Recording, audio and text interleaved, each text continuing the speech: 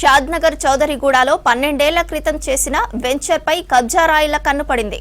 నిరుపేదలు పైసా కూడబెట్టుకొని కొన్న ప్లాట్లలో డోజర్లతో విధ్వంసం చేశారు. కోట్ల విలువ చేసే స్థలం పేదలకు దక్కకుండా కుట్ర చేస్తున్నారని ఆరోపిస్తున్నారు బాధితులు.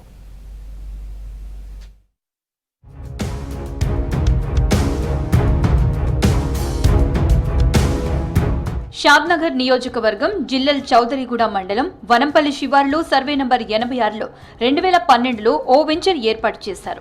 ఇందులో 157 ప్లాట్లు అమ్మారు. ఇక్కడ ప్లాట్లు కొన్నవారిలో నిరుపేద రైతులు, కూలీలే ఎక్కువ. లక్ష్మీదేవిపల్లి రిజర్వాయర్ కింద భూములు, ఇండ్లు కోల్పోతే ఆవాసం కోసం ఈ ప్లాట్లు కొనుక్కున్నారు. ఎవరికి వాళ్లే ప్లాట్ల రిజిస్ట్రేషన్ కూడా చేసుకున్నారు. ఈ వెంచర్లో ఇండ్లు కట్టుకుంటామని నెలల క్రితం దరఖాస్తు చేసుకున్నారు రైతులు. కానీ ఇప్పటి వరకు గ్రామ పంచాయతీ సెక్రటరీ నుంచి ఎలాంటి రెస్పాన్స్ లేదని ఆరోపిస్తున్నారు ప్లాట్ల ఓనర్లు. మనం ఈ లోకల్ లీడర్లు ఎవ్వరు వీళ్ళకు సానుభూతి తెలపని కూడా ఎవరు రాలేనా ఇప్పటి వరకు. నేను ఒక నెల 20 రోజులు డైలీ వస్తున్నా, ఒక్క లీడర్ కూడా సానుభూతి తెలపని వీళ్ళకి రాలే. అది ఏందో నాకు అర్థమైతే లేదు. ఇంకోటి వీళ్ళకి మాత్రం న్యాయం చేస్తాను. నేను కొన్నప్పుడు విధంగా దీని మీద కేసులు ఉన్నాయి అంటే పోయి చూస్తే విధంగా ఏ కేసు లేదు, ఏం లేదు అన్నాకనే నేను దీన్ని కొన్నాను. నాకు గవర్నమెంట్కి రిజిస్ట్రేషన్ చేసి ఇచ్చింది. రిజిస్ట్రేషన్ చేసినాక నేను గత సంవత్సరం కింద నుంచి వచ్చి నేను సాఫ్ చేసుకొని ఇల్లు కట్టుకుందామని అనుకున్నా సార్. అనుకుంటే ఇక వచ్చి ఇందుకు పర్మిషన్ లేదు, ఇల్లు కట్టనియము, ఇది కిరికీరు ఉంది, అది ఉంది అంటే కిరికీరు ఉంటే మాకు రిజిస్ట్రేషన్ ఎందుకు ఇస్తారు సార్? కిరాయి కట్టుకుంటే కిరాయి ఎత్తుంటే ఎందుకుందామని చెప్పి ఇల్లు కట్టడానికి వచ్చినాం. ఇల్లు కట్టడానికి వస్తే ఆ శంకరు, ఈ నరసింహులు, సూరారం నరసింహులు కానీ, శంకర్ కానీ, ఈ లీడర్లు అందరూ ఇక దీంట్లో కట్టనిస్తలేరు, బోర్ వేయనిస్తలేరు. మాపై వచ్చి ఏదేదో చేస్తున్నారు, భూములు పట్టిస్తున్నారు, చంపుతారు, గుత్తారు అంటే అని చెప్తున్నాడు. మేమేం చేయాలి, ఎట్లా చేయాలి? మేము ఎంత బాధపడి కొన్నామో ఆ దేవునికి ఎరక. ఇట్లా చేస్తారని కూడా మేము కళలో కూడా కనుక్కోలేము సారు.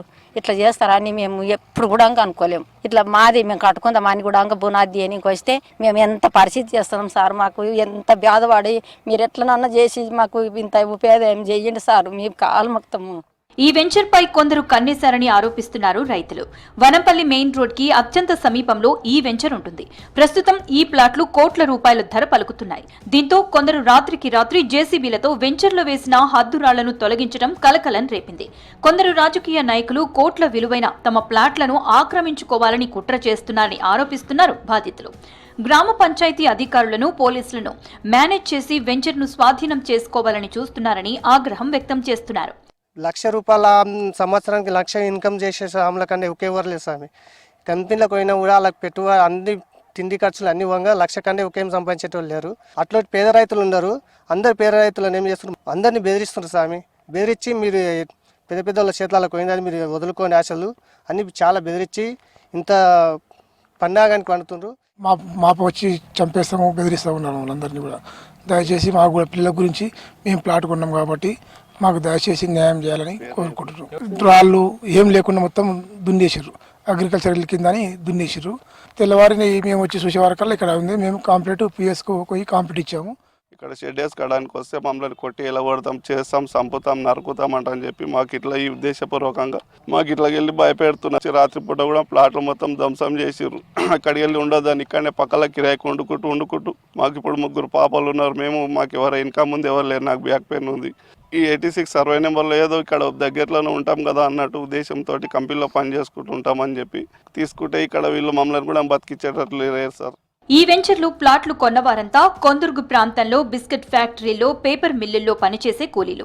పైసా కూడబెట్టి ప్లాట్లు కొన్నామని చెప్తున్నారు. కొందరు ఉన్న భూములు అమ్ముకొని కొత్త ప్లాట్లు తీసుకున్నారు. ఇప్పుడు కబ్జాదారులు ప్లాట్లపై కన్నేశారని, వాళ్ళ నుంచి న్యాయం చేయాలంటున్నారు బాధితులు.